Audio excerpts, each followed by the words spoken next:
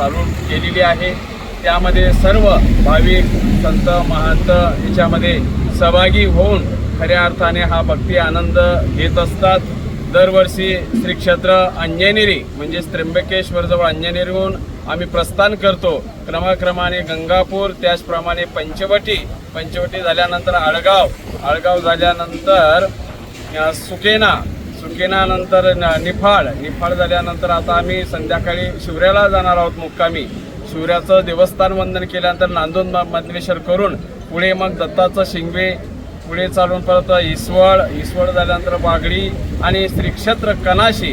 या कनाशीला कैवल्यवासी आपल्या खामनेकर बाबा यांच्या या प्रतिष्ठेमध्ये जो विशेष आहे, दाळचा विशेष, हा वंदन करण्यासाठी पूर्ण महाराष्ट्रभर लोक त्या ठिकाणी दर्शनाला येतात। हे औचित्य साधून दरवर्षी आम्ही हा कार्यक्रम पदयात्रेचा राबवतो।